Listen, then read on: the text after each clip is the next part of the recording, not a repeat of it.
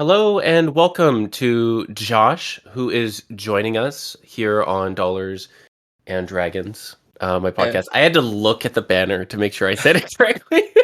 That's how it's new at this I am. Yeah, D&D or something like that. What does it stand for? yeah, something like that. Yeah, until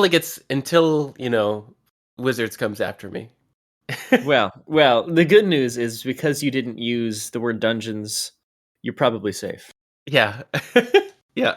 If you would like to tell our guests, our listeners, uh, a little bit about yourself, we could start with that. Yeah, sure. So I'm of half of mine just to make them guess who I am, but I realize this isn't a call and response. So my name is Josh Simons. You can find me on the internet everywhere. My handle is at Joshua M Simons. There's one M in Simons, two M's total. Anyways, I am the community and content manager at Demiplane.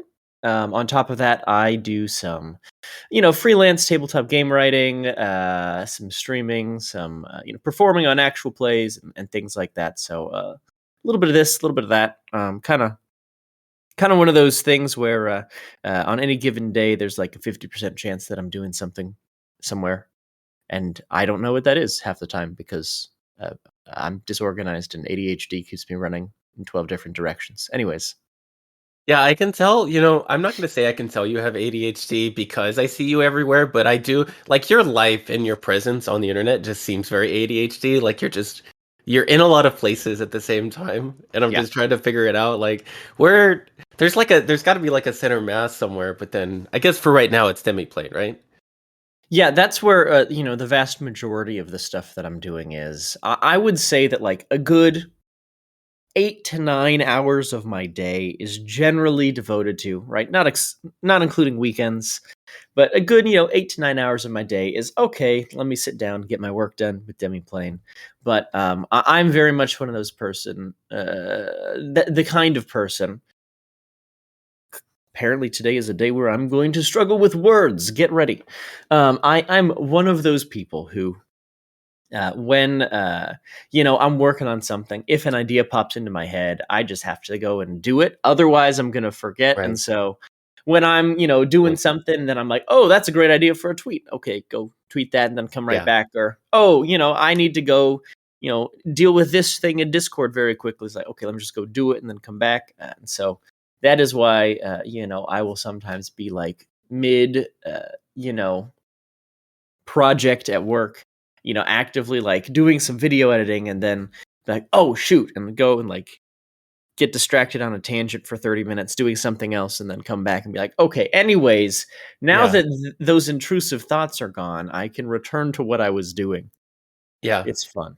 Let's talk about Twitter because I have Yeah. to say that your presence on Twitter is it's very like there is an ADHD quality to it, but like your one-liners and your prompts for engagement are super good. Like I am always very impressed by how much you've honed that. And when I think about Twitter, I don't think about necessarily threads as much, which is where I get a lot of my traction. But I think about like people who can engage with a very Mm, short thought mm. and get across a very good idea, something fun, or something that makes people want to respond. And I feel like you've done that for a long time, although I haven't like trawled your entire Sure, history. sure. Do you want to talk about like how you've developed your Twitter and everything? Yeah. So yeah, ooh, this is an interesting question. No one has ever asked me this Friday. I like this question. Let's see where to begin. Helpful context for who I am, I suppose, is that I went to college and I got a degree in humanities, which is not like a common major, but it was kind of the way that we did it at my school was kind of like the Build-A-Bear of degrees, where I said, "Oh yeah, I want to put a minor in philosophy and a minor in English and an emphasis in Yeah, music theory, and put all those things into one degree and put a right. nice little bow on it." Yeah. Um, and so that I think in and of itself has kind of shaped the way that I then like approach a lot of other things in my professional life. Is I go, okay, well, how can I like take all of these kind of different things and put them all together in a way that is exciting and appeals to me, but also because I like have a literature background, and I'm like, yeah, you want to talk about like Middle English poetry? I am familiar with that, but then also I can go like, okay, yeah, you want to talk about like Immanuel Kant's entire body of philosophical writing? I can talk about that. One of the best classes that I ever took was just this high level overview of 20th century philosophy. We're rabbit trailing here, but I promise I'm going to bring Yeah. it back. And because each session of that class was focused on a different philosopher from that entire century, or a movement in philosophy, or like there were a couple that was like, okay, we're going to talk about this person and that person because their thoughts either complement one another well or have like a good dichotomy. I got very good at kind of just like, okay, cool, thing, and having them all kind of separated and segmented, but like in this neat succession. Anyways, the point that I'm kind of trying to draw out here, in the rabbit trail brain version of whatever my brain does, is I have kind of always operated in this kind of scattered but collected, like sense of mind, and so I certainly try to keep the scattered thoughts somewhat collected on Twitter. Um, I This is not my first Twitter account. The first foray I ever had into the tabletop space in general, in terms of Twitter, was with a roleplay account a couple years back. This was like 2018, 2019. Um, I knew that there was, this actual play scene that folks were doing things, but I wasn't like ready to do that yet, and so I would kind of say like honed my craft by um, role playing as an evil lich for like a year and a half, Uh-huh. and so I had this series of tweets about, oh, my skeleton assistant Jerry just fell into the gelatinous cube pit again. I gotta go get him out. BRB. Okay. And so I learned a lot of how Twitter worked, um, Right. in the shoes of someone who was not me. And so I Yeah. had an opportunity to kind of explore and do these fun things. And then after about a year and a half of that, I went, you know what? I think I would rather actually interact with Twitter as myself now. But I was able Right. to take a lot of those kind of learnings of, okay, what are the types of posts that are going to like draw people in? What are the types of posts that people are going to engage with, from this completely different experience, pretending to be an evil lich? And then I went, okay, so now I just take all of that content, I remove the murder from it, and we're good. Yeah. I I love that so much, and I this is really full circle to like especially what we do in the community, which is Yeah. like, role playing to explore and like try out different ideas and things like that. And I think that um for me, and especially let's if we're going back to like how you approach like most of your tasks and like how you view things, I feel like you take a little bit of your humanities bent in which you um, take a philosophy and then you attempt to apply it to how you would like to do something. And I Mm. both love that. And then also, I want to share for me in how I was figuring out how I was going to start running horror games. It had a Yeah. lot to do with my exploration of horror films and gender and classism and racism within horror. And I took this class, and it was like a queer class pretty much. Mhm. Um, and it was based around this book called Monsters in America, Our Historical Obsession with the hideous and the haunting. And it basically just went into like America's like history with like racism and politics and class struggle and gender inequality, and how these monsters that we create in film often represent those things that normative society is very afraid of. And they create like a monster out of it. And you can see that looking back, especially into a lot of these films that are very dated and like problematic, right? So Yeah, yeah. I took a lot of my learned lessons from taking that class and really studying horror film, and I tried to turn it and apply it to how I run like a Curse of Strahd campaign, which, as we know in the D&D scene, but perhaps our listeners don't, is fraught with incredible like racism and other problematic elements like ableism and such. And it's difficult to run a campaign like that and make people feel comfortable enough to play and be vulnerable when they might be a member of the one of the targeted groups. Yeah. So how do you run a horror campaign without basically just victimizing one of your players? And especially in my position, like as a professional GM, I don't know who's coming in or what their history is. I don't know them very well, at least at first, right? Right, right.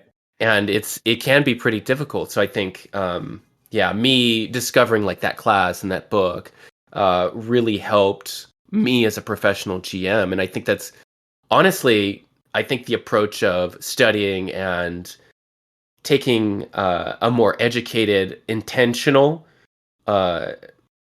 direction when you are starting projects or you're trying to be a creative is a way better way to approach things and to be a human. But maybe that's just my Well, I mean, I'm inclined to agree that if you can base whatever creative efforts you're trying to do in an area of expertise that you have, that is going to automatically give you, I don't want to say a leg up, but certainly a foundation of knowledge and confidence that is going to, I think, do well for you. A friend slash acquaintance of mine, Katiosaurus, is a TikToker, TTRPG personality. And she's got her degree in like masters in like Shakespearean literature and theater, and is I didn't know that. phenomenally knowledgeable when it comes to um, not just like actual plays itself, but actually like the structure and some of the like rhetorical things that happen in building out a narrative in whatever show that you're doing, and that really contributes to her ability to like craft powerful narratives as a storyteller, as a player. I recall there was a stream on Twitch that she did recently where she like broke down the rhetorical movements in the song Trouble from The Music Man, and went on like a 30-minute tangent about, okay, here's what happens, and then he says this, and then he says this, and he's appealing to this sense of decency in this small little Midwest town, and then he says this, and this is huge because he's separating the listener from the thing that he's actually accusing the town of doing wrong, saying, but not you, right? And got into this whole kind of very detailed breakdown of this one song and how it is such an effective use of like persuasive speech. And then I think, okay, wait a minute, Katie, if you're doing this for a song from The Music Man, right? Like, how are you doing this to have conversations about the things that you do on a daily basis? Because, she's got a huge TikTok following talking about like mental health and ADHD and things like this. And so I'm just really impressed at the way that she can bring that depth of knowledge to bear. And because she has that depth of knowledge, she's very, very like persuasive as a person. Because she knows all this stuff and it just kind of oozes from everything that she does. So, long-winded example, but I think having a some kind of formal background, be that a degree or just a significant amount of experience with a subject, is honestly such a great way to uh, really build a foundation for yourself and of this brand. It occurs to me, Friday we were talking about the D&D books on my shelf behind Uh-huh. me a moment Uh-huh. ago. Um, I want to say something like half of the Wizards design team, maybe half is a little bit of an overstatement, but I recall there is like a shockingly high percentage of folks who do game design in the tabletop space who have degrees, oftentimes master's degrees in theology, because Uh-huh. it's taking these methods of thought and these strategies and trying to communicate very technical things, oftentimes, whether you agree with them or not, very technical things in a succinct and meaningful way that is part of what makes them good game designers, perhaps, is Right. because they have this background in tackling very large subjects, breaking it down into all the necessary components and saying, Right. okay, we can't miss that, we can't miss that, we can't miss that. We have to remember this, but how do they all interact and balance and play with one another in game? And so, I think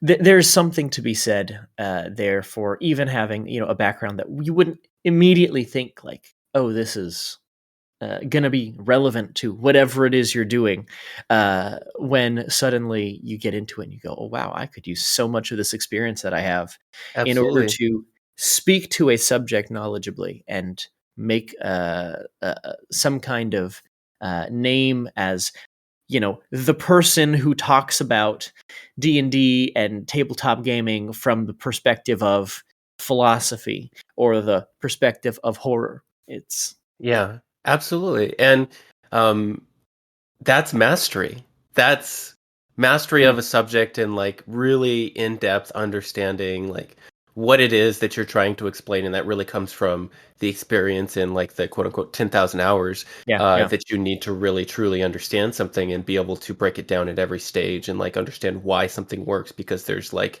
the action of doing it, and then there's like the innate understanding and troubleshooting and experimentation of why does this work, why does this function this way. And you mentioned Katie Asaurus. Well, like one of the biggest influences on my professional career has been Jasmine Bular, like that yeah. bronze girl who I had the immense privilege of working with for a while earlier this year. Mhm. And the way that she thinks, it was just really a pleasure to interact with her, figuring out problems and addressing how do we present this, or why do I think this, or why should I make the show this way. Yeah, And the way that she breaks everything down is really just immensely humbling to have interacted with someone just that fucking smart. She is yeah, so smart, and she has so much life experience that in addition to really wanting everything that she puts out there to have her personal touch and the amount of love that she wants on it, it's honestly like it's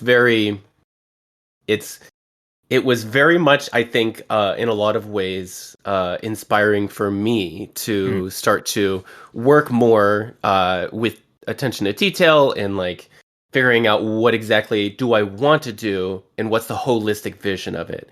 Because right. that is in large part how she approaches things. And she goes off experience-based intuition and why does this work, and then she'll think about it very analytically, like, okay, Yeah, why does this work and why am I making this decision. She does that from everything from like casting to creative decisions to like her envisioning of, for instance, the Coffin Run, yeah, which was the Dimension 20 show, and she had a huge creative part in that, which was, created. I don't know how much I can talk about this.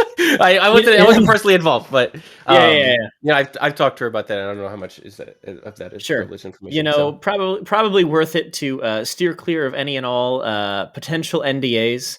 yeah, So we can suffice to say, I think people who can successfully make a living doing content creation either do so, and I hate to say this because they're incredibly lucky and they have found something that has struck gold, and they've been able to take it and capture it and really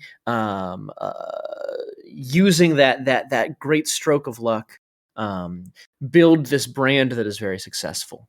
Or Yeah. the alternative is they are very, very smart, very in terms of like business, especially like they know what they're doing. They've got experience from some kind of sales or marketing or something where they figured out just the perfect way to appeal to people and make their brand be so like welcoming and attractive that folks are just drawn to it.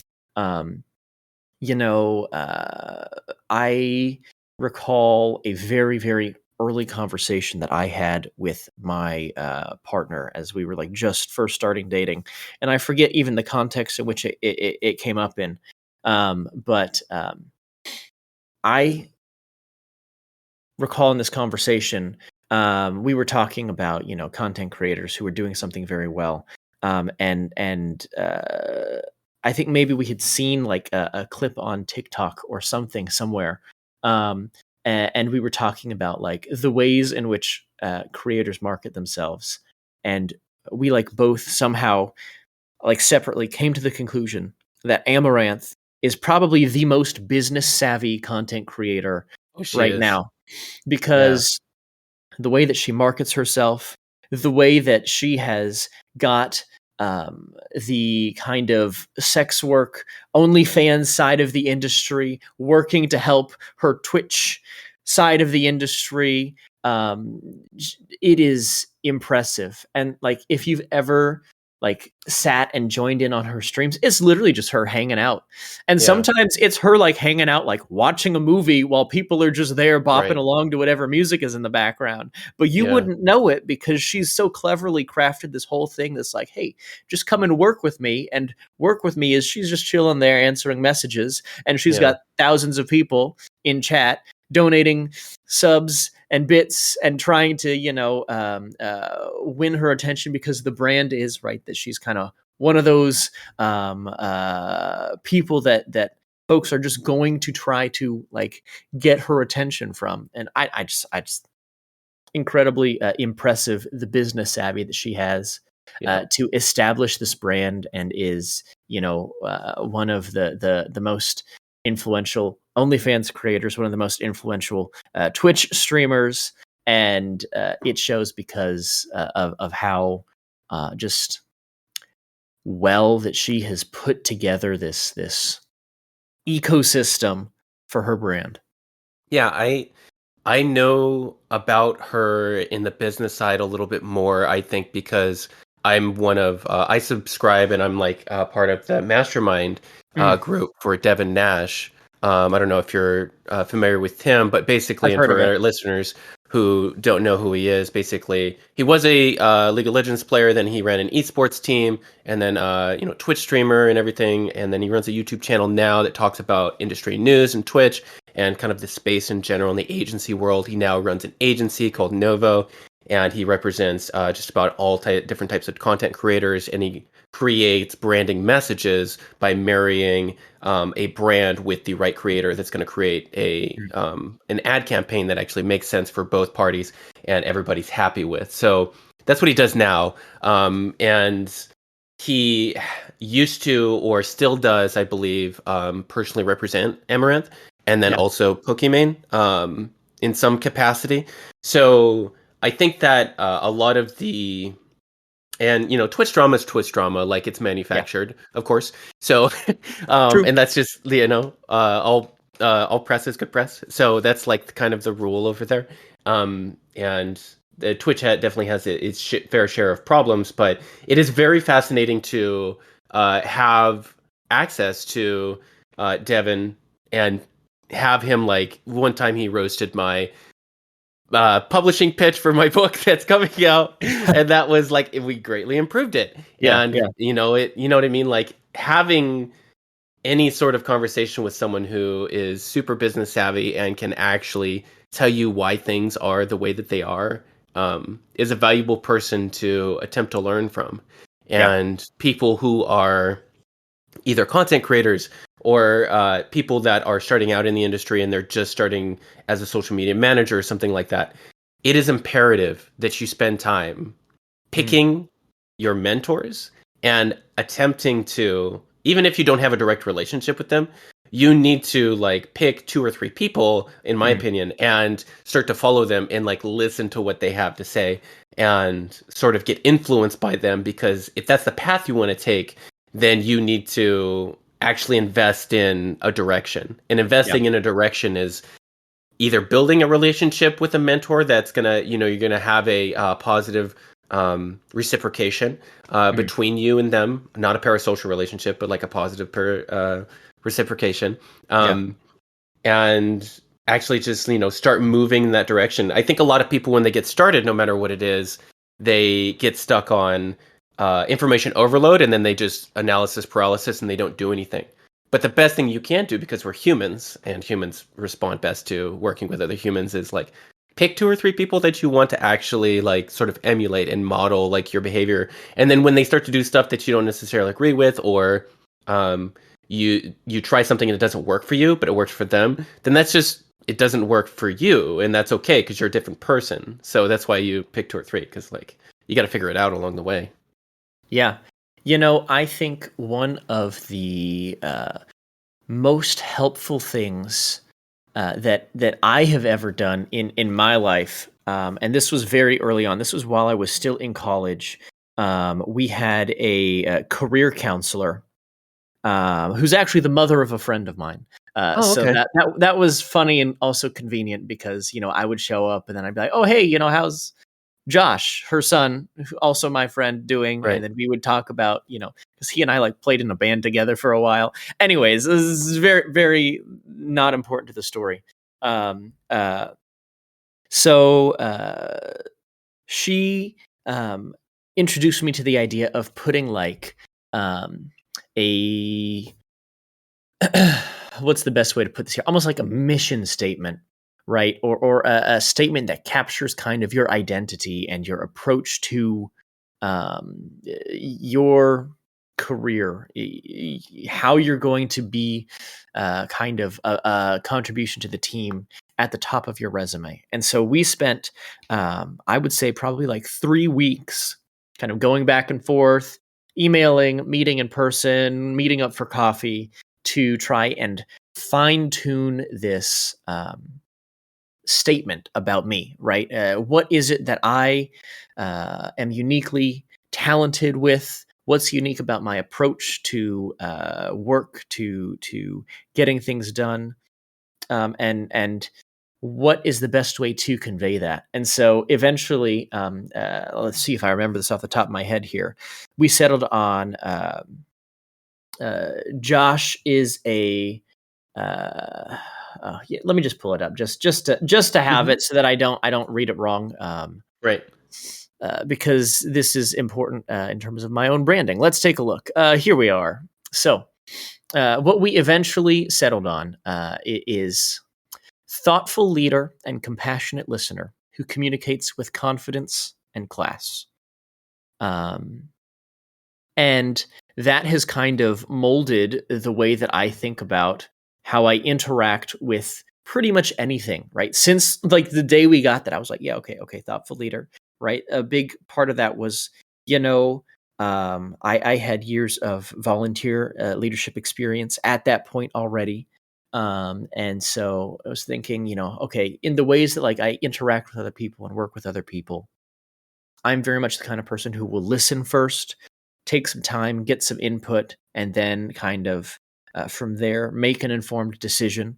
Um, and then I, for a very brief period of time, attended a business school where like I was always like wearing suits and like had this kind of business professional sort of vibe that I think to this day kind of persists in just sometimes.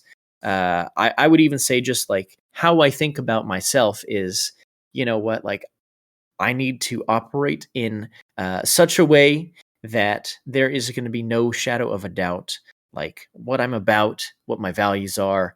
And it feels like icky to say I need to be brand safe, but like I need to be brand safe for my own brand because I want brands to work with me.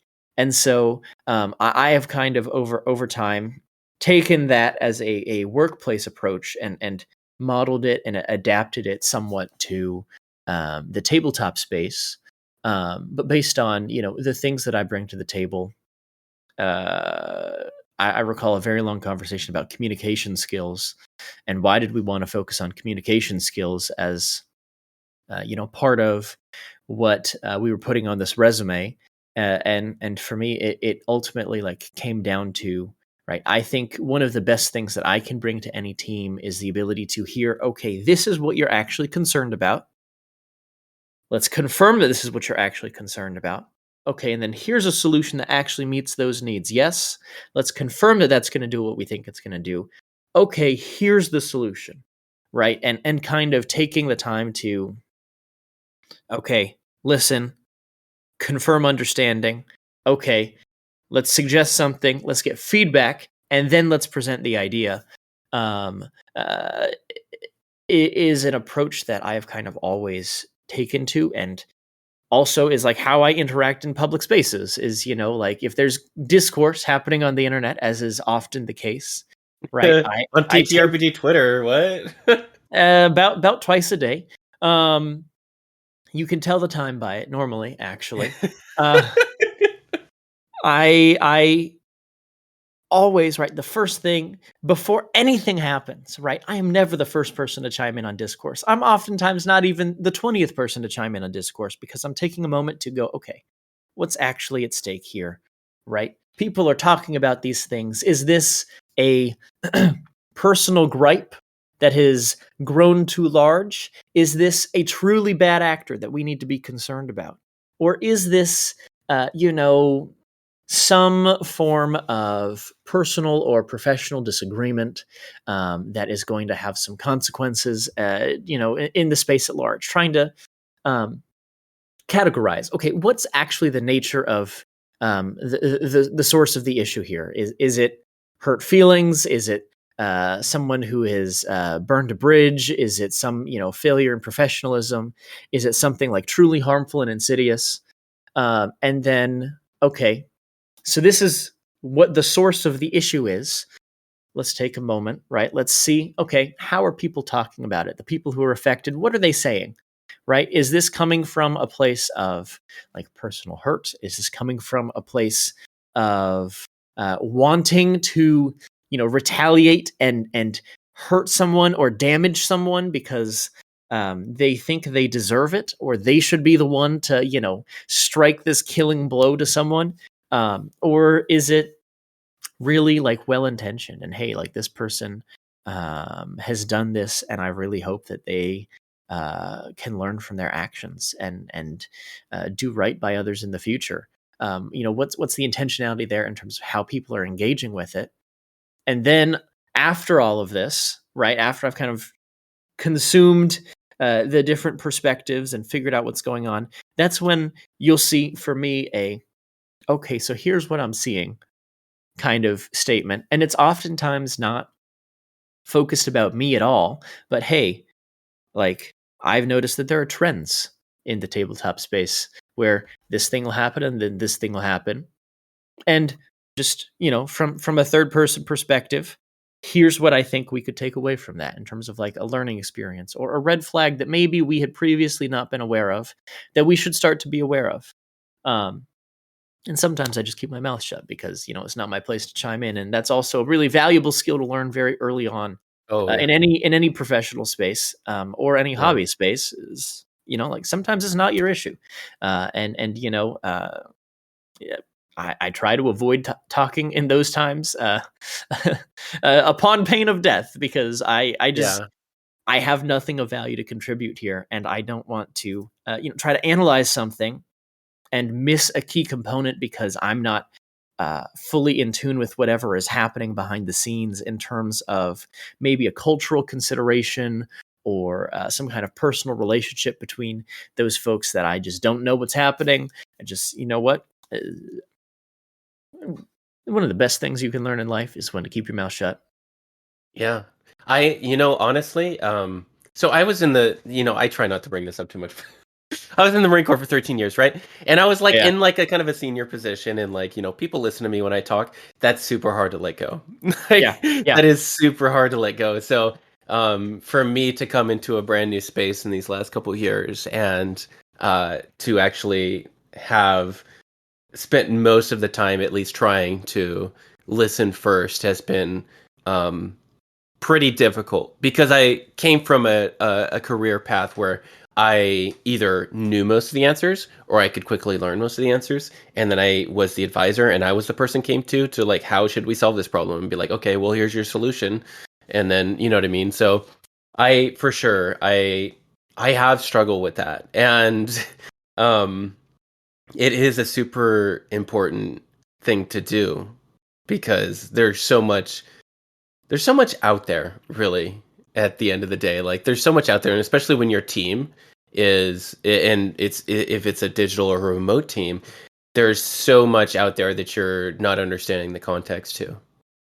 So, Yeah. having as much of your effort be to fully understand and empathize with people first is super important.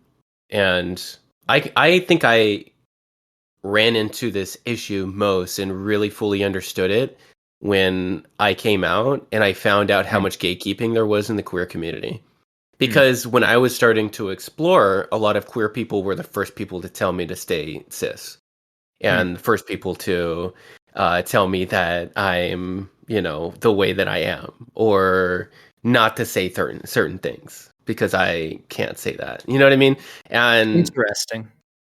yeah, well, because I had like presented as like super hyper masculine, so Sure. I don't know, like, you know what I mean. It now, of course, as you see in my background, but our listeners don't. The Mucha tapestry behind me with the glowing lights. Obviously, I'm a queer, It's but a nice touch. thank you. I actually got this before I realized I was a queer. This was another sign that that I am totally a queer, but had no idea. I was like, I would just really like this. You know what I mean? I Yeah. saw it and I Yeah. was just like, this is beautiful. Like, this really speaks to me. Sometimes we know before we know, right? And it's just our subconscious screaming at us like, hey, I have some really big news to tell you, and I need you to pay attention to the signs I'm giving you right now. Yeah, exactly. Um, yeah, once I left the military, like it was a pretty quick process for me because once I was removed from the boundaries that people kind of put me in or I had Mm. fallen into for so long, then me acting like myself was, and without having as many expectations about the way that I should act, Mm. um, was when I came out, of course, which is, a totally different conversation. But Right, with right, that right. being said, yeah, let's talk about your work at Demiplane. Are you allowed to talk about that? Let's talk about Yeah, some of that. yeah. The only things that I can't talk about are things that have not been announced yet. So Okay, great. you wouldn't know that I can't talk about them. So it's Fair, convenient. fair, fair. Let's talk about Vampire Nexus. How familiar Yeah. with that are you? I'm reasonably familiar. So, right, my role as the community person and as our video streaming podcast person, I am not a computer programmer. I took some programming classes in college. I am just dangerous enough when it comes to understanding those things to be like, I know it's possible to do this, but I could never do it myself. But I'm pretty familiar with the content of the matter.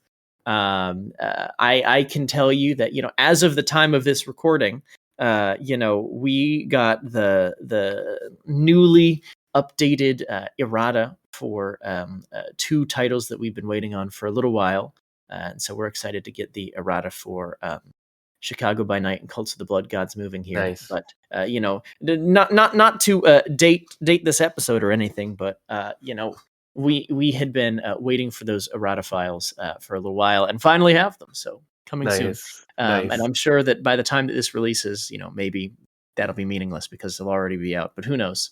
No, this is going out today. So Yeah. In that case, of today, the time of recording, it is errata coming soon. Anyways, yeah. Yeah, I no, actually what had happened was I was supposed to do this like I had like a couple of weeks ago podcast recording for this week. But we just rescheduled, so now I have 3 podcast recording today, and you're the nice. first. So you Awesome. are going up first, and then next week is also today, and then the following week is also today. Well, but anyway, I hope you've got tea because you're going to do a lot of talking. Well, I am a professional game master, so that is something that I regularly do. I do consume tea. I do consume water. I consume like 2 of these big little cups a day. Good. And it at first it was more difficult on my voice, but now it's fine. The only time that I really find that there's a lot of damage to my throat is when I do too much gravel, and then I just reduce the amount of gravel, and I just have to regulate that. But yeah, I'm super excited for Demi playing Vampire Nexus. Because character creation automated, oh my god, I need it. I need it as a professional GM because it's going to cut down on character creation, spending 6 hours for a first time player to like maybe 1 or 2. And I think one of the cool things, right, about many of the games that we've chosen to support, not quite all of them, but many of them are games that have a lot of details, have a lot of things that you got to think about, and can be intimidating systems for first-time players, right? Our kind of pilot for this whole thing is Pathfinder 2nd Edition, which is an incredibly crunchy system. There's a lot complex of numbers, features. We're currently in the internal alpha for that character tools set up right now. So last night while I was watching election results, I was also very actively like, okay, let me click through and make sure that this doesn't have any bugs in this path. Okay, cool. Let me click through and make sure there's no bugs in this path. Okay. And, you've got to make 15 to 20 different like decisions in terms of multiple options and what feat do I want and what where do I want to boost my skills here and what's the extra language and all that kind of things. Even as just part of creating a first level character, it's a very active process because there's so many different things that you get to choose from. It's great. It's very granular. If you want a crunchy tabletop game experience, Pathfinder is great for that. But similarly, right, Vampire, really all of the World of Darkness games can be kind of intimidating to get into. I have always found that the way that stuff for character creation is laid out in the book, while it makes sense if you're like thinking about it in terms of like, okay, first they need to know this, then they need to know this, then they need to know this, is laid out and structured in such a way that it's kind of difficult to actually sit down and make a character because you're okay.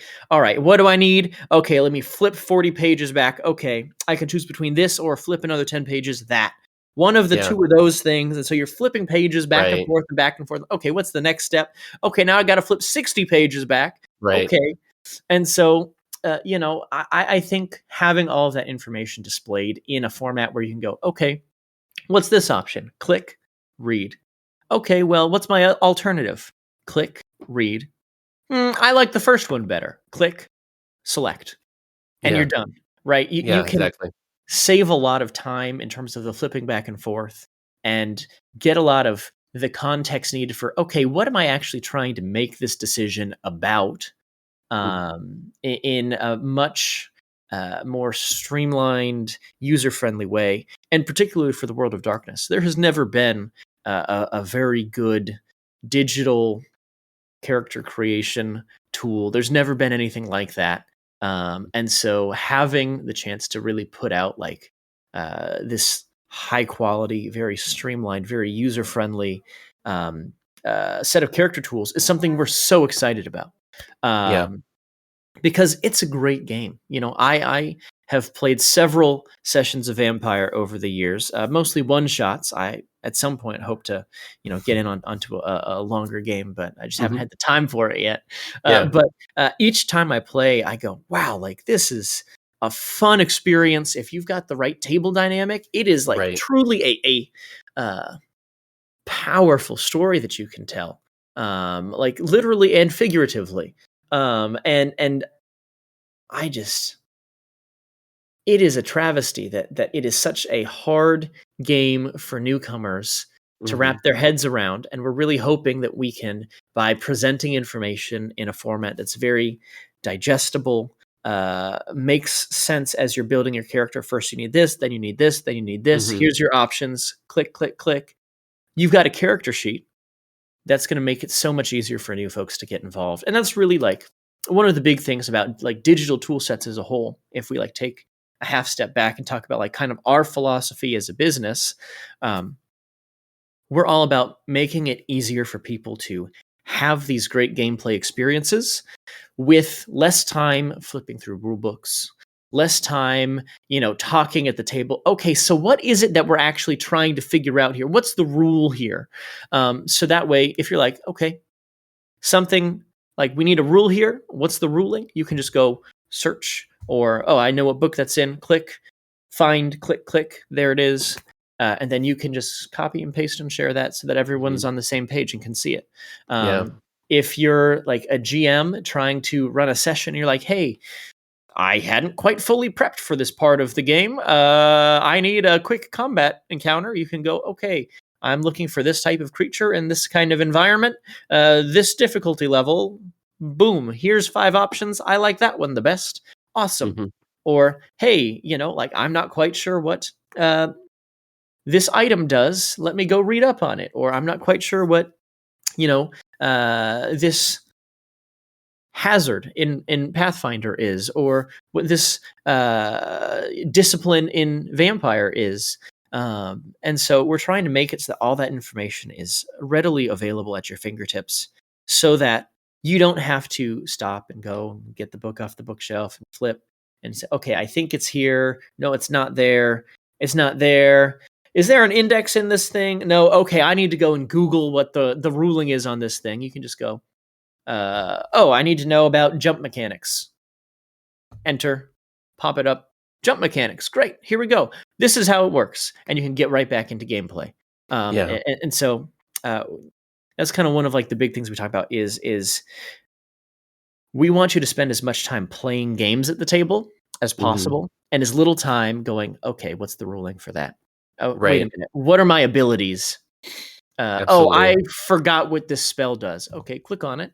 Here's the wording. Go. Mhm. And then, okay, you need to make that? Cool, just click it. We'll roll the dice for you. Make life easy. Yeah.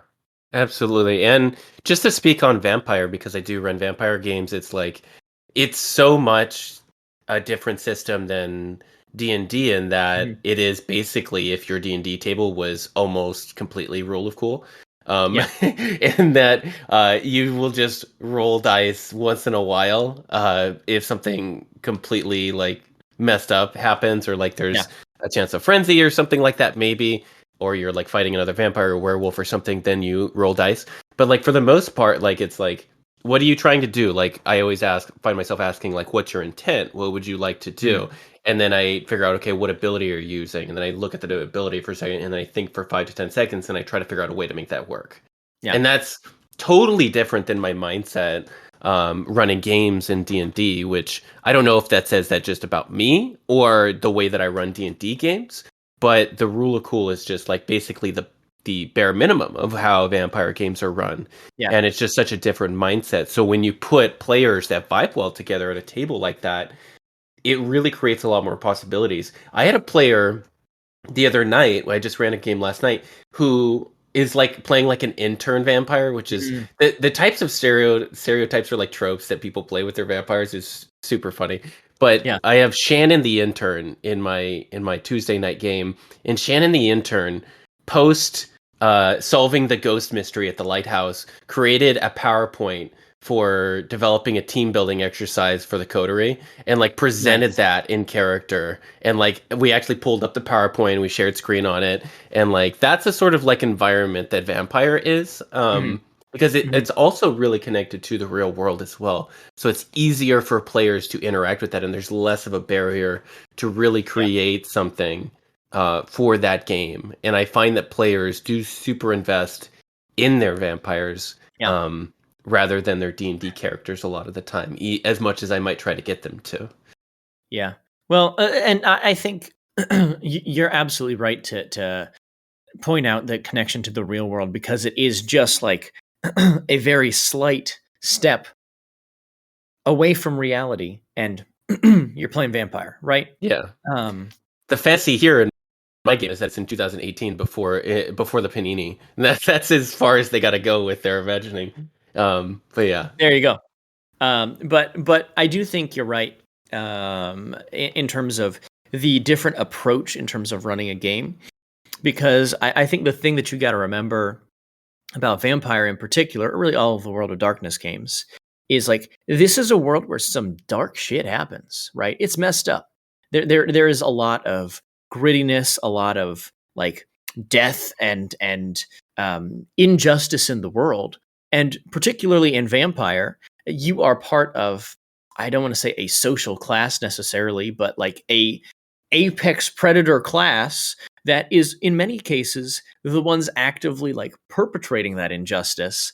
And so you have these themes of like morality and how do you shape the world that are much more prominent than in D&D. You're normally, hey, some low-level adventurers at first. The world is shaped around you, and oftentimes in our fantasy environments, it's a little bit better than the real world might be. right. Whereas in the World of Darkness, it is truly like I don't want to say like a worse version of the world because that feels hard to imagine, but it is a version of the world where injustice is very much at the forefront of what you're playing with and focusing on. And Yeah. also, you are playing characters who have so much ability and power to change things uh, at the drop of a hat because like the way things work in V5 is if you use one of your abilities on just a normal human, it just works, right? Like Yeah. you don't have to roll for that, it just happens.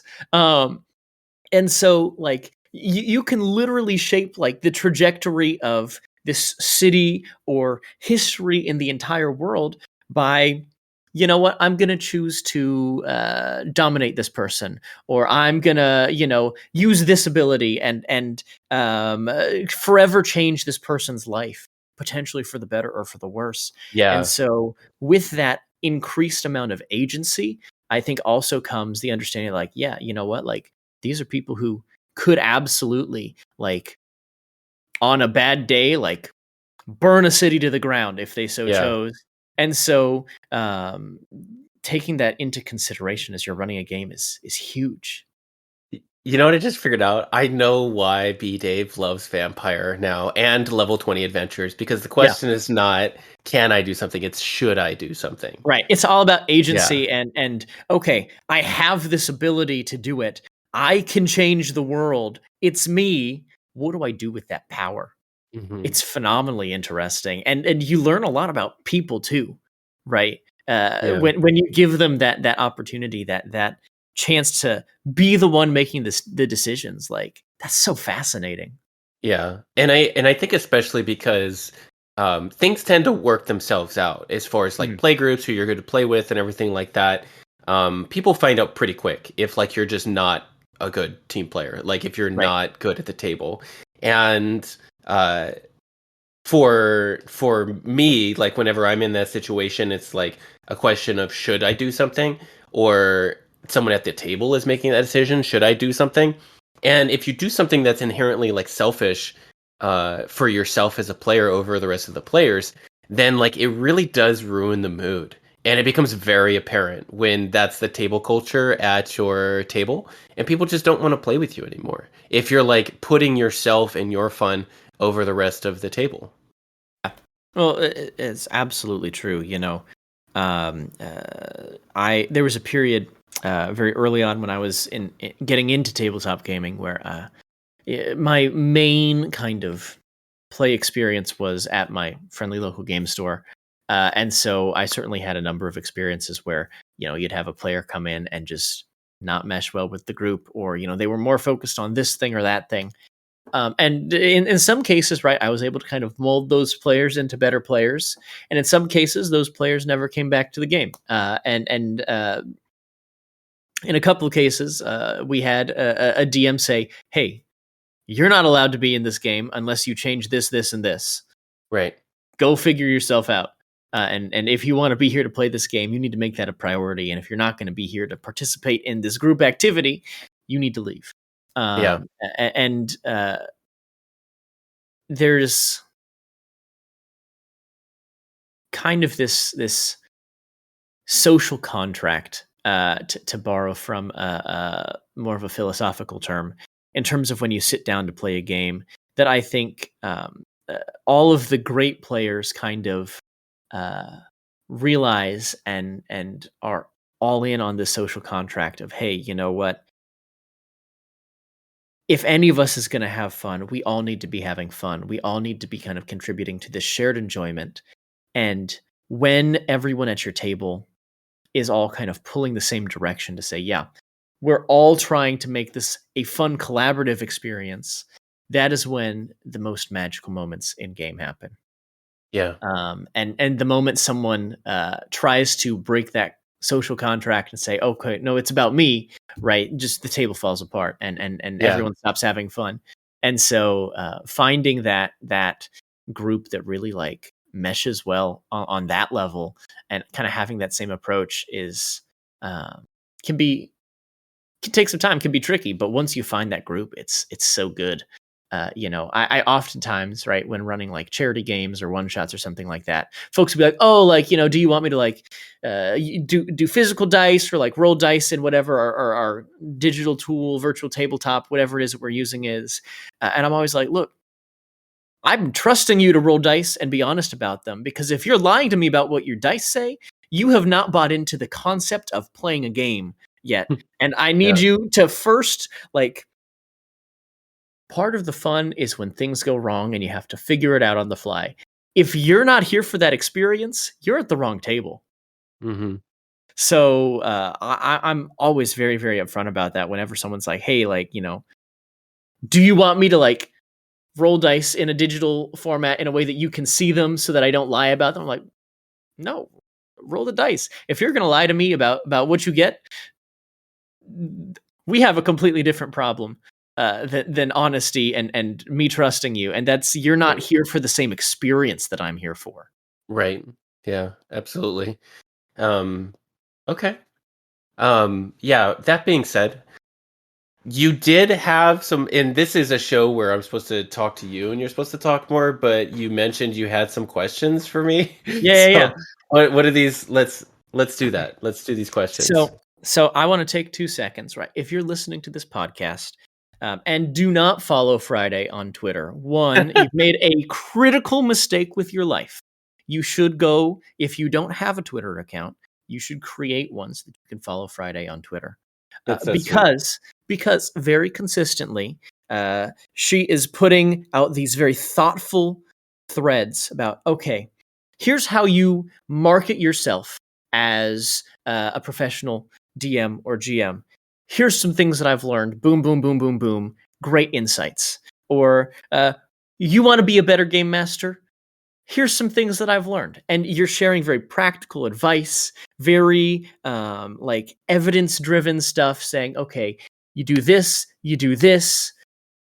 Stuff that's coming clearly from experience, that as someone who, runs the occasional, charity one shot, has done, I think, maybe 3 or 4 professional games total, because I just don't have the bandwidth to do much more than that because I'm being pulled in other directions. That's fine. I learn a lot about marketing myself as a content creator. I learn a lot about how do I approach running a game? How do I set expectations clearly about said game? And then how do I kind of take those 2 things and, run a very smooth game and make sure that people are getting what they want out of it, and also market myself in a way to then appeal to a new, perhaps broader audience from a lot of these threads. I think they're phenomenal. And so, what I'm most excited about in our conversation here Friday is to talk a little bit of shop, right? Like, tell Sure. me what initially got you from, okay, I'm, going to start running these games, to I want to share my experiences and help new people get into this kind of same line of work. Because, and I'll tell you why this is appealing to me so that you have a moment while you can think about the answer. I'm going to tell you why, the context here. I think mentorship is something that is severely lacking in the tabletop industry, right? People who say, what do you want to accomplish? Here's how you get there. Here are the tools and tips and tricks that are going to get you all the way there. And so recently I signed up for a mentorship program so that I can help people who are interested in streaming or help people who are interested in community management and things like that kind of learn some of the basic skills and things that they need in order to advance in their professional career path that way, whether it's a hobby thing or a work thing for them. And I've had several conversations recently with folks who have been in the industry, who have been doing it for a while, and we're talking about some of the inroads that we started with are not as viable of a career path to go from hobbyist to professional anymore. So how are we going to get new people with new ideas and enthusiasm and the skills needed to be successful in the tabletop industry into the industry? And I think what you're doing with these threads is a really helpful inroad to say, hey, if you want to get into tabletop gaming and want to make some cash on the side, or maybe make this your full-time gig, running games is a great way to do it. And of course, you've now made the transition to like doing some other projects, right? Whether that's writing a game or publishing a game or things like that. You're starting to branch out in terms of what you're doing. And so I'm curious what it was that sparked that thought for you to be like, okay, I need to like share the stuff that I'm learning. Like what was the inspiration for that? Before we go on with that, minor plug, if you do become a patron of me, since all these podcasts are free on my Patreon, if you do become a patron, I do put all my Twitter threads like in a channel for you. So you have all That's that. convenient. That's nice. That's super convenient. I know it's great. They're also, I usually publish some of them in my newsletter, so you can sign up for that as well. You can have all your information in one place. And then eventually, of course, I also advertise my products or whatever in my newsletter, but it's my newsletter, so you can fuck off if you got a problem with that. So, or you could just unsubscribe. I don't know. Like, you do you, I guess. If you're signing up for a newsletter and don't know what you're in for, I mean, yeah, exactly. Yeah. So, briefly going back to like what my interests are, just as a human, and like what I get fulfillment out of. I'm not a magnanimous person. I enjoy mentorship and teaching. And I think I've always been that way. At least when I became competent at things. When I was a junior later in the Marine Corps, I found myself really interested in that. I became a water survival instructor, which is like rescue swimming and stuff like that. And then a martial arts instructor, and and then moving on to like both being like a supervisor, and then when I changed my job to an infantryman, I became a squad leader and all this different stuff. And then I became a recruiter for a while for the Marine Corps, and then like I mentored a lot of high school students, like because you have to prepare to go into the Marine Corps, or you just don't do well at all. Of course, you get broken. So I think that for me is it's a personally fulfilling thing that I do as a selfish act, because I like to help people. I only have so much bandwidth for it. So at this point, I had transitioned, and when I started to crop up on Twitter, it was really the meeting of two different truths for me. The first was I was already active in the GM help chat and start playing games, and I was getting pinged so much. And recently, I've just like I can't do it anymore because like there are so many people joining the server now who were pinging me, and I was just like, stop it right now. I have that ADHD brain where I'm just like, and I have to have Discord open for my business. So I put don't ping in my server name because not because I don't want to help people, but because genuinely you cannot ping me 15 times a day and have me get anything done. Yeah. So it was partially that when I was first starting out, and then also I just have always been that person. I've been that bitch, basically, that if I learn something that I think is valuable for other people, I am willing to turn around and try and teach it if I gain some mastery in it. Um, and I've taught martial arts for years. So, I mean, like, it's really just a part of who I am as an individual. Um, and for me, the push for me on Twitter was I do have to grow a brand at some point, being a content creator and like a game designer, writer, and all this other stuff that I'm doing, and I'm a showrunner. So for me, Twitter was just the right platform because I can take what I know and try and distill it into perhaps the simplest way that I can put it, and then have it reach a wide audience potentially. And that has been the platform I picked for that reason. Regardless of current direction or things that Right. are currently happening with Twitter, Right. it is the right platform for me and my brand. Yeah. So I think that moving forward, obviously, I'm going to invest a lot into my newsletter, and Mhm. that'll continue to be a thing so long as I can stomach the workload along with every other thing that I'm doing. And I want it to be a source of useful information rather than something you sign up for and then like you don't even read. Because why would I work to send stuff out if people Yeah. aren't going to read it? I want to make it as useful as possible. Yeah. So for me, the biggest thing, and maybe I've said the biggest thing like 90 times already, but one of the things that I really want is for more people to make a living wage in tabletop. That's my dream.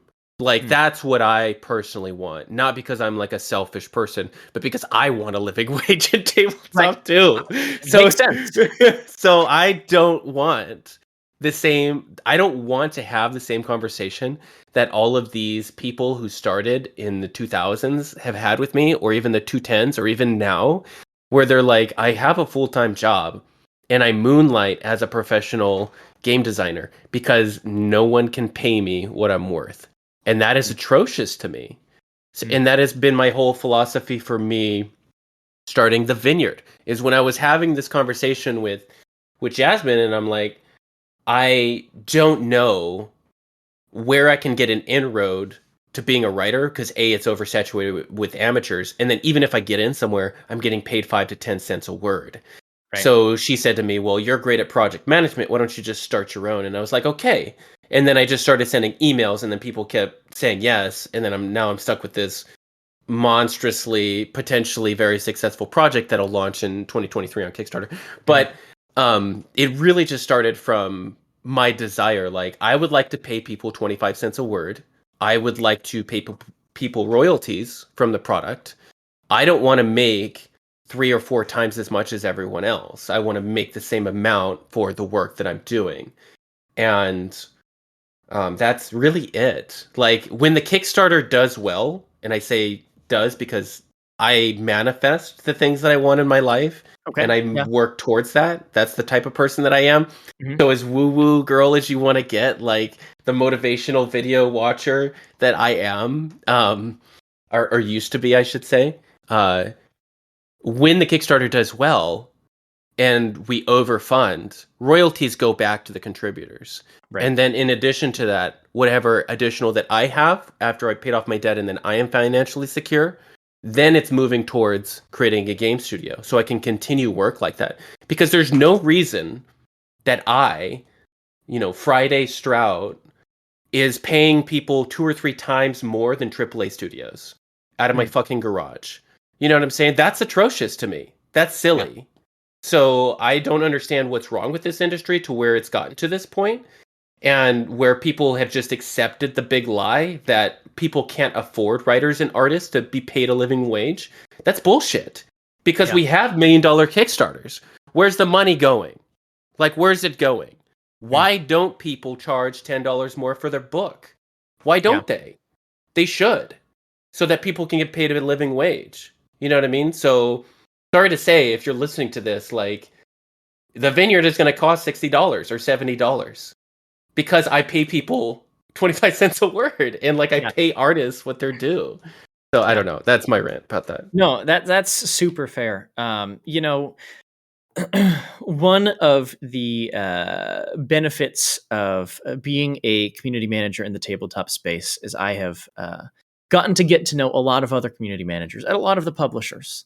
And, one of the common conversations that we have, especially recently, Paizo has recently upped their prices, Mhm. which makes sense, honestly, because I think they had previously been kind of selling them for a little bit of a loss, which probably speaks to part of the reasoning why perhaps and I can't necessarily say this about Paizo because I understand they actually pay fairly well in the grand scheme of things. Mm. But and I also have never written for Paizo, so I can't actually tell you what their freelancer rates are. Right. Just disclaimer. But I understand that Paizo tends to be in the top half of rates, and they should be because they're one of the larger companies. But back to my point.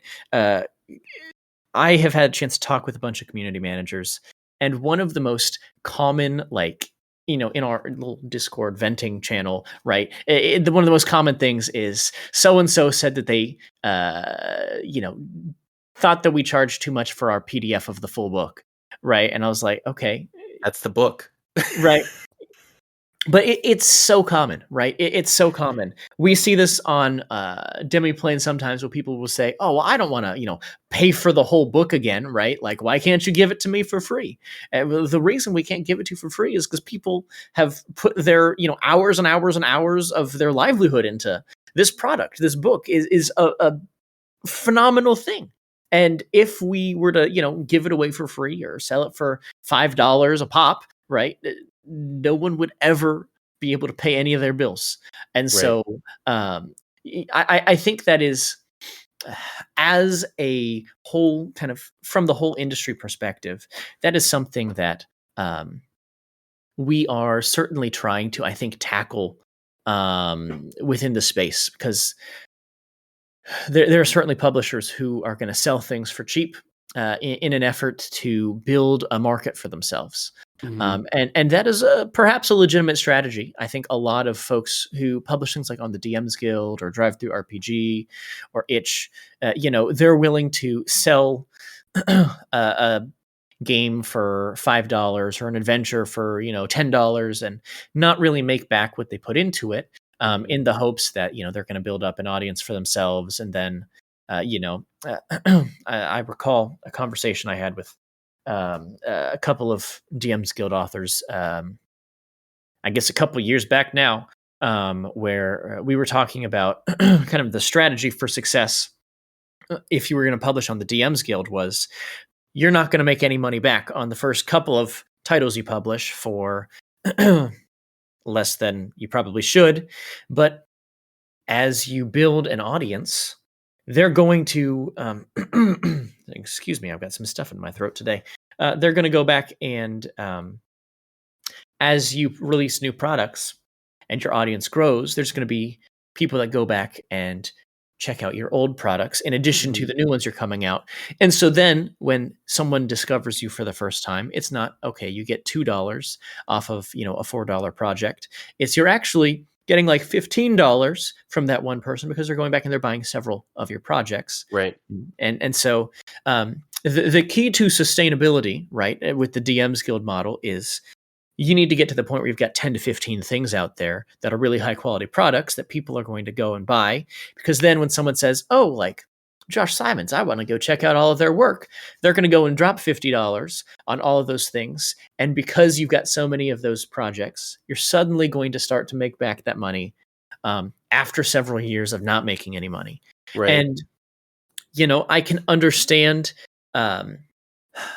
I understand that business strategy is give away our stuff for pennies on the dollar so that there's an audience that gets interested in what we're doing. And then eventually we can build the name and start to charge more.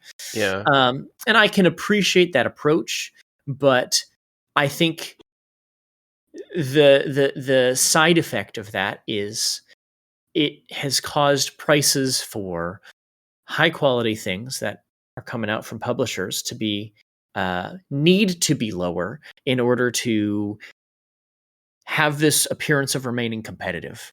And Mm-hmm. so you're paying $20 to $30 for a PDF that a publisher has put together of this big elaborate book, but they're also still making the big elaborate book that's going to sell Right. for $50 or $40 or whatever. And those companies are not making a significant profit because they're trying to keep the prices low, because there's this mentality that since these are luxury products, it's a game after all. You Right. shouldn't have to pay a lot of money for it, or trying to keep it accessible by charging less for it. But in turn, they're kind of hurting their bottom line as a company. When I obviously, like, I don't think that's a good mentality to have, and it's something that I think we're all kind of trying to grapple with right now. So seeing recent price increases from Paizo is encouraging because maybe it means Yeah. that things are going the right direction. I think more and more publishers are saying, yeah, you know what, like we should charge a little bit more for this, and if we sell a few less copies, you know, oh well, right? Ultimately, we're still guaranteeing that we're paying people a little bit better. Royalties Yeah. is certainly something that isn't happening so much in the tabletop space. It tends to be writing contracts, and then when you fulfill the contract, that's all the money you're going to get. So I'm actually very intrigued to see how that goes for you and your projects in the future, because if you can do that well, that's has the potential to be, I think, a significant shift in the industry. But Yeah. I I want to change also, the industry. yeah, hey, more I power want to to. you. More power to you. I think that because of our roots as the tabletop industry, kind of coming from this thing that a whole bunch of folks were kind of doing in their basements, were trying to scrape together a living as a side hustle, on top of whatever else that they were doing as their day job. It has certainly made it harder for us to operate as if we had the same financial buy-in as an industry that we actually do. And so I think that work to shift that mentality and perhaps realize that there is more money in the space than folks realize. You just have to, one, find the people who are willing to spend it, and two, have the willingness to say, you know what, this is my worth, and I'm not going to allow people to treat me as if I am not worth that. And three, I think really go about it in a responsible and professional way, in which you are demonstrating. There's almost like a self-fulfilling prophecy component here, where if you operate like, you know what, we're a professional organization, we're going to do it this way, we're going to do it this way, we are worthy of the respect and cost that we put on this product, people can go, oh yeah, okay. But you have to actually Yeah. make that claim, you have to stake that in the ground and say, no, this is the truth, right? And then live up to it. Kind of maybe coming full circle here, right? One of the reasons why I try to kind of maintain this sense of brand safety and kind of professionalism in how I interact online is because I want people to go, oh yeah, Josh, like he's worth paying this much on a project because we know that he's going to go about it in a professional manner. I have seen so many times, right, a project get going, get off the ground, and then somebody who's involved with the project do something that causes trouble, where they'll either make some poor decision or say something in bad taste, and suddenly, right, they're removed from the project, and the project has to get started from the ground up again, and all of this trust that they have built has been broken, Right. and so it is a very intentional move on my part to say, you know what, I'm going to make certain that there is no shadow of a doubt, right, that people can put that trust in me and my brand, that I'm not going to do something harmful to them and their brand. Because when you interact as a professional, in a professional manner, treating people as if this is a business and you're trying to build a reputation to be like successful. If you start engaging like that, even in a hobby kind of actual like practice, right? Even if you're just streaming like for fun on your channel, or just I'm going to write a supplement just for fun, just for kicks and giggles, or I'm going to run one game a week professionally, just for fun.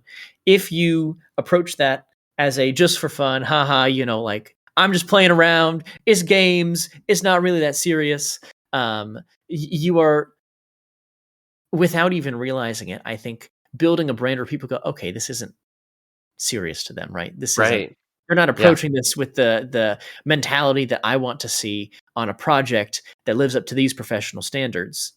And so it's very important to, from the get-go, build this brand of, no, I am doing this professionally, even if it is one day a week, even if it is one game a week, or I publish one supplement every 6 months, right? Whatever it is that you're doing, it's very important to like future-proof that, right? How am I going to set the groundwork now for people to know that this is real to me, right? I'm not doing this because I'm bored. I'm not doing this because it's the fun thing in the moment. I'm doing this because this is important for me to act in such a manner, to go about this in such a manner that shows its priority in my life. And yeah, I feel like I'm not quite capturing what it is I'm actually trying to capture with my words here. So I'll just kind of try to summarize once by saying the mentality with which you approach anything, be it a hobby or something more professional, especially if you are doing content creation with it in any capacity, if you're trying to make money from it in any capacity, even if it's just something you're like, I'm going to experiment with and see if it's something I want to do. And then you do it and you decide you don't want to do it. If you engage as if this was your full-time job, in terms of the level of care you put into something, the ways that you interact with people, treating it professionally, in terms of make sure that you in an email or a DM talk as if this is a business interaction.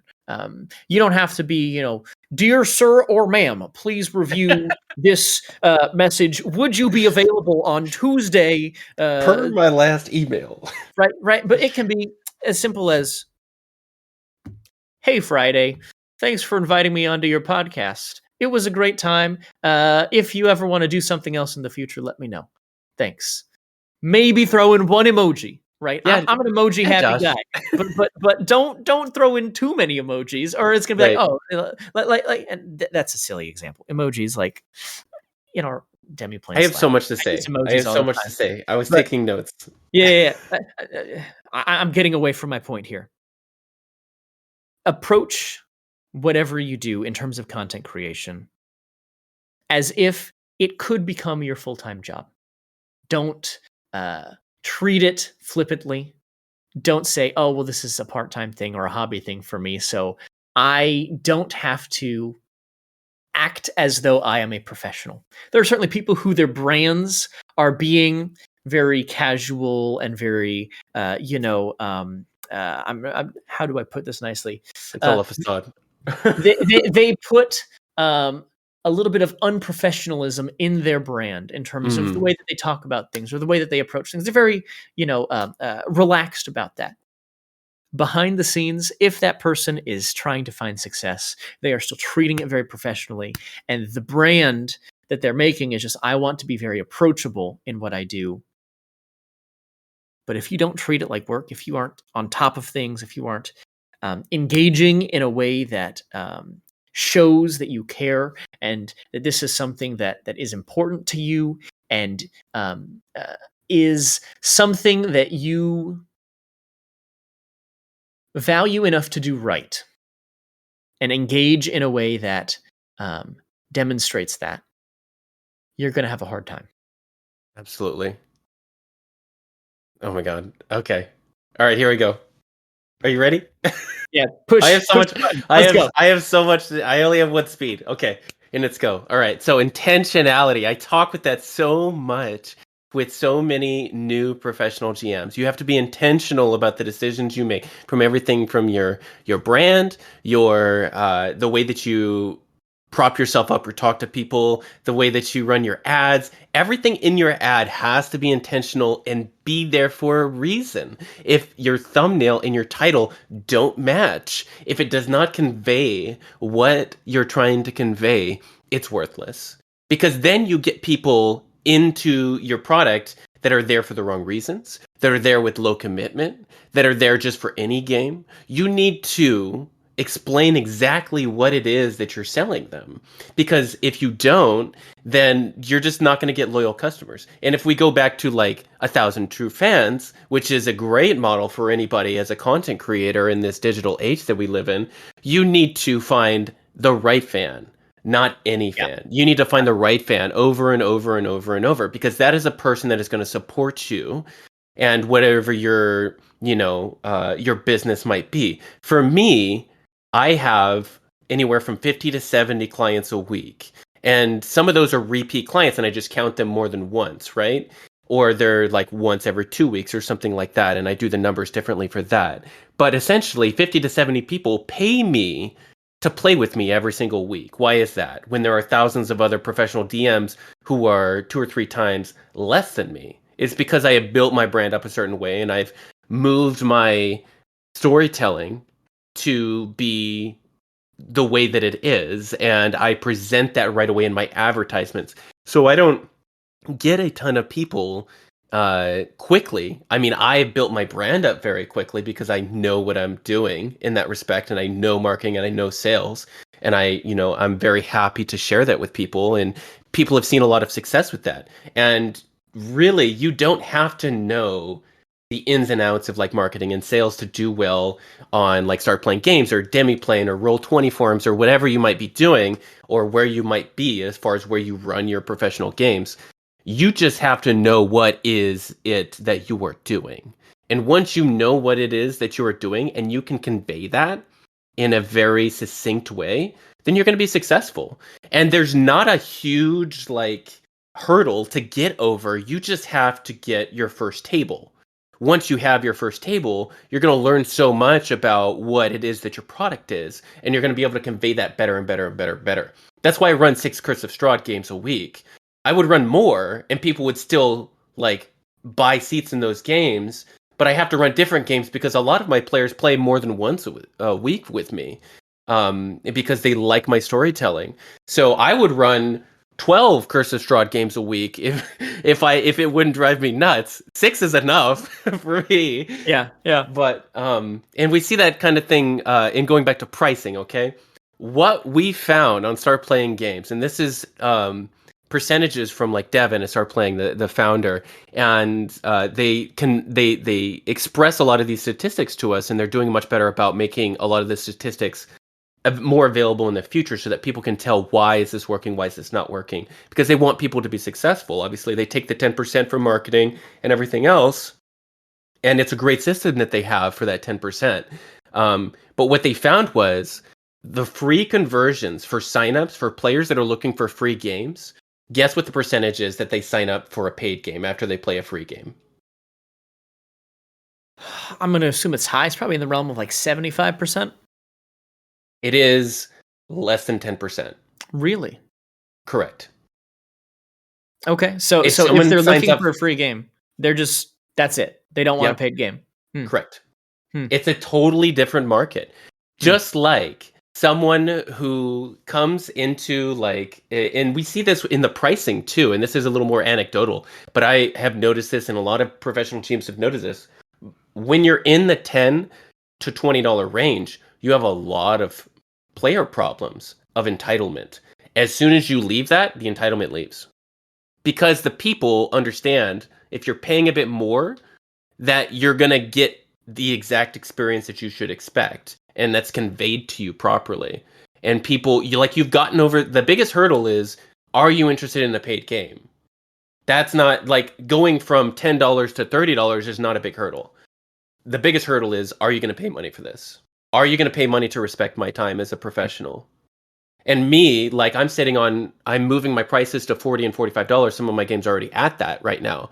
So I'm running $200 to $250 tables right now, which for me, I'm in the demographic where I'm in the top 1% of content creators in tabletop anywhere, which is not a ton of money. But in 2023, I'm going to make $100,000 doing this.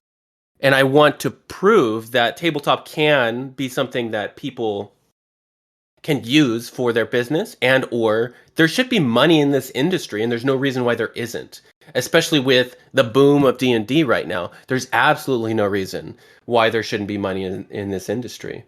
It costs me for the vineyard. It's going to cost me if I as soon as I get through and I pay all my writers, which I'm currently working through with the money that's extra from Start Playing Games. I'm not going to the Bahamas. I'm paying my writers.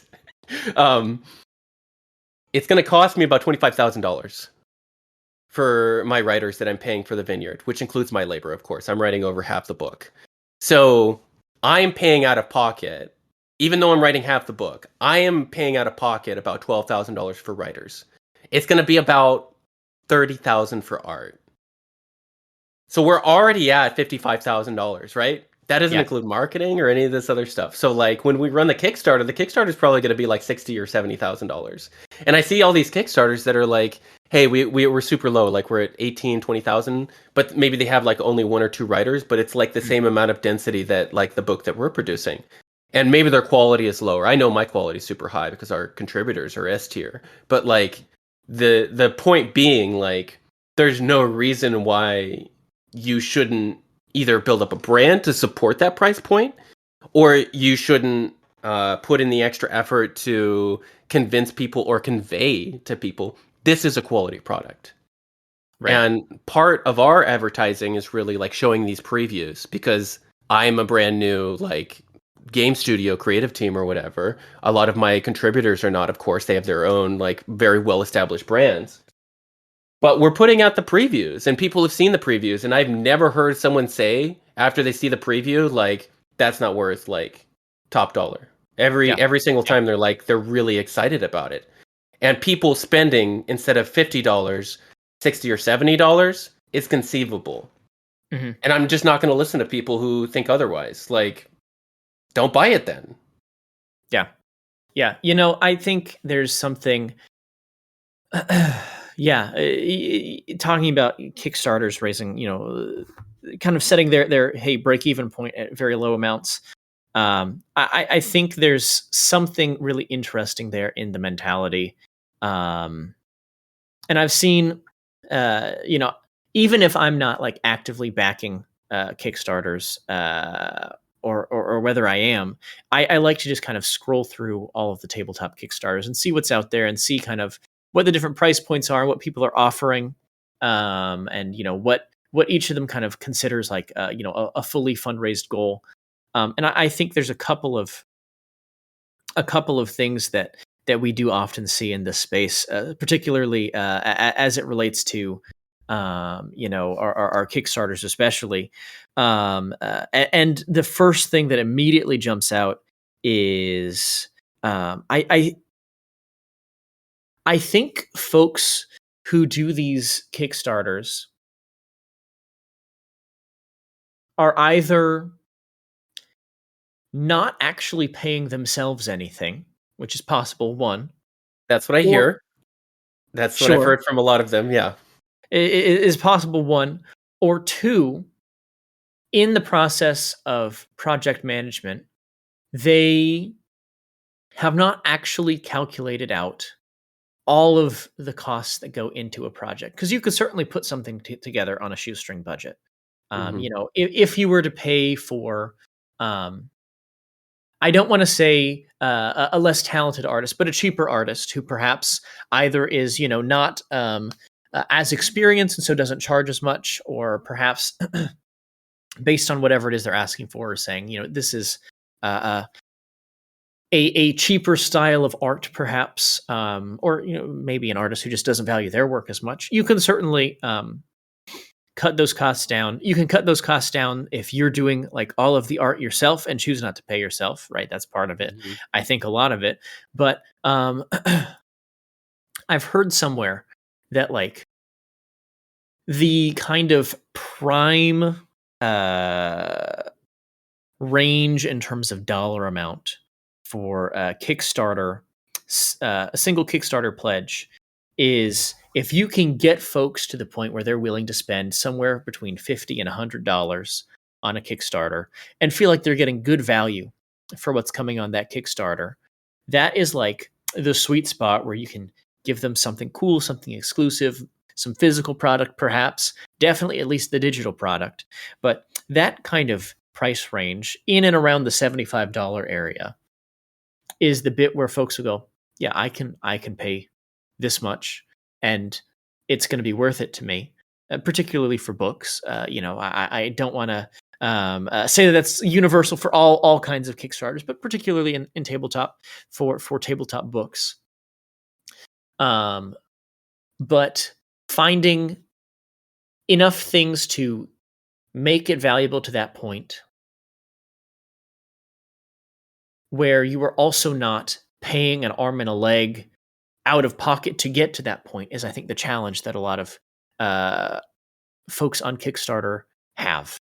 And we're kind of getting to an area where I would not say that I'm a subject matter expert so much as I've had a lot of conversations with folks who are subject matter experts. So take this with a grain of salt, right? You're getting secondhand knowledge here. Right. But I think one of the kind of key things there is as you're structuring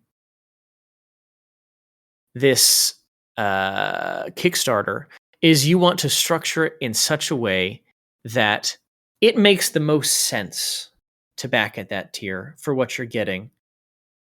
But part of that is something that's very simple and easy for you to produce at a relatively low cost to yourself. That's why I think we see a lot of things like, pins and stickers and, dice sets that can be mass produced for a relatively low amount of money and things like that, because that's part of the incentive structure that makes that an appealing price point. Because, oh, well, yeah, I'm getting this thing and I'm getting that thing, I'm getting whatever thing. But, you're maybe paying $15 a head for an extra $30 of pledge Product. there. And so the big challenge, I think, especially for folks who are running these Kickstarters who are saying, hey, we want to raise $2,000 or $10,000, and that's going to be our break-even cost, is they are not thinking about, okay, one, how do I not only pay for this project, but then start to build up the revenue needed to pay for the next project? Mm-hmm. And two, and I think this is the biggest shortcoming in like 90% of tabletop Kickstarters, is they're not ready to market their product until it's live on Kickstarter. Mm-hmm. Whereas if you can take some time and do some marketing well before the Kickstarter launch and say, hey, here are the things that I'm working on. This is going to be so cool. I've got a preview. Let me show it off. If you can't have, a quick start guide of some variety, even if it's just, here's 10 pages of preview that's mostly done, obviously contingent on, a final pass from the editors before it goes to print or whatever, right? But here's some preview stuff for you to check out Kickstarter launches. If you're not kind of building that brand awareness in advance, you've already conceded, basically, given yourself only a 50% chance of success, right? Yep. You're sabotaging yourself before you get started. Mm-hmm. I saw recently a tweet from a journalist in the tabletop space, which said, if you are reaching out to me about coverage for a new Kickstarter and the Kickstarter is already live, it is too late. I Yep. need at least 30 days notice, 60 to 90 preferred, so that they have time to, okay, what is my angle on this story? Let me talk to you. Let me get some quotes about it. What's the actual approach here? And then take the time to actually turn that into a well-written piece of journalism. You can't do that Right. overnight, especially not when you have other deadlines, other things that are actually on your plate, and you know you've got to get this out today, and you know you got to get this out next week. You can't just let me drop everything that I'm actually actively working on and getting paid for to go and do this thing as, a favor to somebody else. You really need to Yeah. be thinking months in advance in order to have a successful Kickstarter launch. And the more that you can use art assets and previews like you've been doing, the more you're going to, when you launch, have that first $10,000 raised in 5-10 minutes, because they're all waiting for it to come out. And then Right. if you can get those early funding badges, then suddenly Kickstarter's like, oh, this is a good project. Let us do our own marketing for this. And then secretly you've gamed the system, because now Kickstarter is going and running Facebook ads for you saying, hey, do you like tabletop gaming? Here's an ad. Check it out. Come check out our Yeah. products.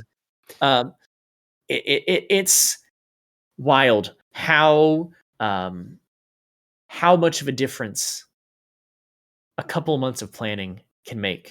And every Absolutely. Kickstarter that I have seen that has kind of fallen through and failed, at least in terms of, tabletop supplements, has oftentimes been no one knew what it was about, Right. right? Like they didn't even know Yeah. that it was going to be a thing. They hadn't heard about it, and we're getting close to the deadline, and we're Right. still, however many thousands of dollars short.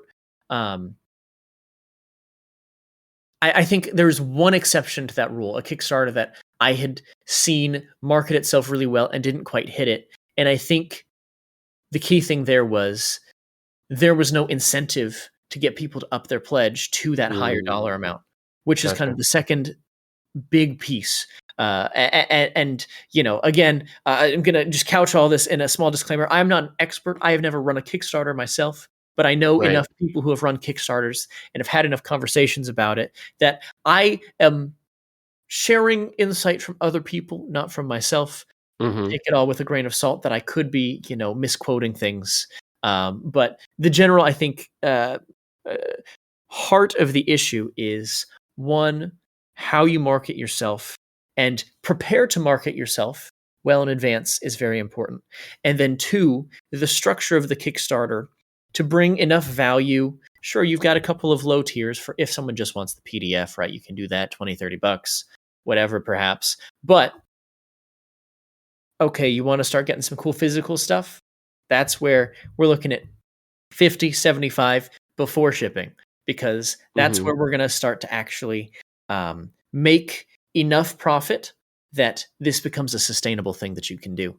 Yeah. And so there's a couple of pieces there, and it's this interesting like game of chess that you're playing. Okay, how do I tactically, do this over here and do this over here? I can only do so much. I maybe need to bring on some people to help with this and maybe pay some people. At what point is it actually worth it to pay someone to like do social media promotion for you, or this thing or that thing for you? Because the challenge with running a Kickstarter as one person is you don't have the bandwidth to do all of that. Yeah. And so how do you balance that and make the necessary investment to see it succeed, while also not over investing in something like paid promotions or things like that? Because I think that's a temptation on social media, be like, oh, well, if I just pay, to get some advertising out, people are going to see it and then it'll do all the work for me. But anytime you do paid promotions, right, then all of your subsequent posts that aren't paid promotion are going to perform less well, because that social media platform now knows that they can get you to pay money to perform well, and then they're never going to let your posts do naturally as well as they had previously been performing through paid promotion, unless you've got something really amazing that folks are naturally inclined to. Whereas if you could just like write really, really strong marketing copy and promotional copy and just do it all through native marketing and word of mouth, it's hard to do. It's really hard to do. But the moment you start trying to pay for some of those things and up your expenses, it's just going to kind of keep increasing and increasing in this exponentially growing bubble of stuff that you have to pay for. So what's the solution, Josh? I can ask that rhetorically because I have a suggestion. I think the solution one is to do a lot of trial and error, right? Write good stuff, right? Hone your craft. The reason that I have tweets that sometimes do well now is because I've been actively going back and reviewing metrics on Twitter every day for the last 3 years. And go, okay, this post performed well. Why? What is it about it that is appealing to people? This post didn't perform well, and I thought it was going to. Why? What did I miss? But then also, a lot of it is kind of going back to that kind of intentionality piece. If you go into something and you treat it like this is your business, this is worth your time and your investment, you are setting yourself up for people to take you seriously, building that expectation, that brand that this is something of value, and are also going to, I think, see some more success there. So I don't have a single solution. I don't think there's one silver bullet, but I think there's a couple of strategies that you can take, things that we've already talked about for the most part. So maybe, my solution is go back and listen to this podcast again and take notes of all the good things that we said in the first, hour and change. One addition: surround yourself with people smarter than you. Oh yeah. And that is something that I have tried to do in the most reciprocal manner that we were talking about. And do right by people. Express that you are genuine in doing right by them, and then follow through. And then that's really all most people need is like, oh, this person's a good person and they want to see me succeed as much as, I'm helping them. Yeah. And that's it. That's literally it. And then you will have a lot of doors open for you just by being a genuine person that also wants to help you succeed under this yoke of capitalism. Yeah. So, yeah. Good point. Yeah. We all got to live. Yeah, I think there is something to be said about treating people as human beings. And I'm not going to unlock the mini rant. We've got time for it. Sometimes the best thing you can do is treat people like people.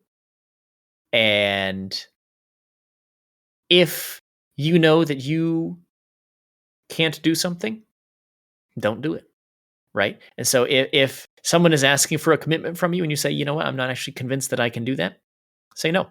Right? Yeah. It's better to not be part of a project that you don't have bandwidth for than to be part of the project and then be the one causing the project to struggle. And similarly, right, in professional spaces, right, if you say you're going to do something, follow through and do it.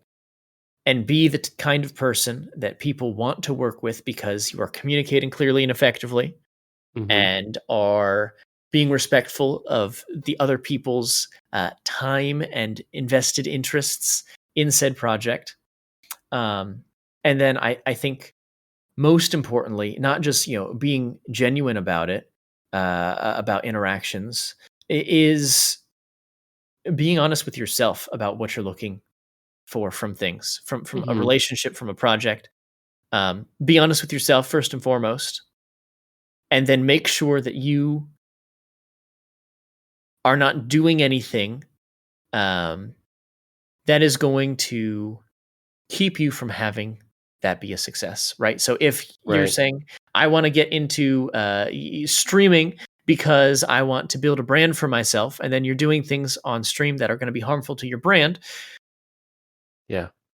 you're not succeeding. If you are saying, Yeah. "Hey, I want to go into this convention or this event or this online space and do some networking," and then you are engaging in a way that is making networking hard Hmm. by, you know, interacting with people in a way that is off-putting. If you are, uh, gosh, there's so many. Networking is a whole different topic. Yeah. If you are doing many of the things that folks oftentimes do when they are um, not sure what to do, and then go about handling that uncertainty poorly. Um, for instance, right, there's folks at, uh, I'll just talk about conventions because I'm thinking about conventions right now. Do it. There are people who will, come up and just like be there and glue themselves to you and not like take a hint that, hey, like I need to go do something else. Or, hey, like I don't mean to be disrespectful, but this conversation is over. Leave me alone. Uh, or also people who can, be super overbearing, insert I themselves love that. into anything and everything going on. There are folks who, in any conversation, um, always because they're so focused on networking, are always turning it to focus on here's what I've got going on and here's what I want to talk about, and not actually listening to other people. Right, like listening will go a long way towards building great relationships. Um, there's so many, like I said, networking is a whole different conversation. There's so many faux pas there. Yeah. All I can really say is if you go into any conversation, any project with the intention first to listen and learn, and second to, okay, here's what I'm doing to contribute value. Here's what I'm hoping to get out of this. Not because that's not a priority to you, but because you realize that the first step should always be to make sure that our goals are aligned. We're pulling the same direction. We're not, actually fighting each other or causing conflict. Yeah. And honestly, frankly, the more you can go into projects with folks and learn from them, the better that it's going to help the next project and the next project and the next project. Hmm. Learning from people who are smarter than you, like you said earlier, is great. Uh, I think especially finding people who are experienced at the things you want to be good at. And whether that is just watching them from afar and learning from how they operate, or saying, hey, you know what? I would love to have a chance sometime to sit down and talk and pick your brain about this. Can I buy you a coffee? Can we, hop on a quick Zoom or Discord call or whatever it is? Um, there are so many great ways that you can learn from the pros. And there's so many great folks out there who are sharing their knowledge willingly. Great newsletters, great websites, great blogs, great YouTube series. They're tabletop folks who part of their Twitch streaming is answering questions and talking about this thing and that thing and the Hmm. other thing. Jen Kretschmer is someone that comes to mind where she has 2 streams a week. And oftentimes, if you have a question about, hey, talk to me about freelancing in the tabletop space, or talk to me about, navigating this project or that project, within the constraints of NDA, she'll talk about whatever she can. If you have a question about how would I go about doing something like this, or what can you tell me about this experience that was like, a lesson learned or something. There's certainly folks out there that are very willing to share their experiences. And Credit to Jen. I will say the first show pitch that I put together, Jen Kretschmer helped me with because she showed me how show pitches work. yeah, Because she's in that space, and she's uh, brilliant. Really, yeah. really, I think one of the foremost experts in terms of putting together uh, shows and really great projects. And I think honestly, like she doesn't get the credit that she deserves for being as good at that as she is. Um, in order to stop myself from rambling, I will just kind of I think put the bullet point in to say, um, it is important that you know what you're trying to get out of any space that you're in. You have intentionality in how you engage towards that goal. but you also cannot treat people as steps on a ladder. You cannot Right. treat people as if their only value to you is in getting you to where you want to be. If you Right. can't, at the very least, be friendly and let them, have a mildly reciprocal relationship, even if it's just to kind of ask about your interests and maybe, Right. have a conversation about it, you're doing yourself a disservice. You're doing them a disservice. And you're going to find that folks aren't interested in helping you if you are only interested in helping yourself. And with that, because I have to pick my daughter up from preschool, and because this is a great place to stop us, thank you so much for being on the podcast, Josh. I really would like to have you back sometime. You don't have to answer on air. I'm not fear pressuring you. We'll trade some messages. We'll see what makes Uh-huh. sense. I'm certainly open to coming back. I think there's a variety of topics that we could get into more. But this has been a great conversation. I'm glad that we got to talk about some of the things that I wanted to learn from you. Yeah. Hear your perspective about. I hope that I have been able to talk a little bit about some of the things that were of interest to you. And dear listener at home, I hope that you also didn't hate the sound of my voice for as long as we talked. I don't think so. My audience isn't that big either. So Dear listeners at home, as you grow and grow to love this podcast, thank you for not hating my voice. Yeah, I think I'm like 100 listeners or something like that right now. But yeah, so thank you so much, and yeah, thank you to you listeners. I suppose I'll hit the button now. I always forget to do this. 1 second, listener, and I don't edit these at this point because I Great. don't make money doing this, and this is the very last thing. I don't make enough money doing this podcast, so I don't edit them. But Right. when No, I that makes sense. do, they will. So what you're saying is that if people wanted, a more professionally produced podcast, they could pay you a little bit more money to make it happen. They can sign up for my Patreon, and that's how I know that they're interested in the content. Do it right now. Go hit the button in this exact moment. Great. Thanks. Okay, bye.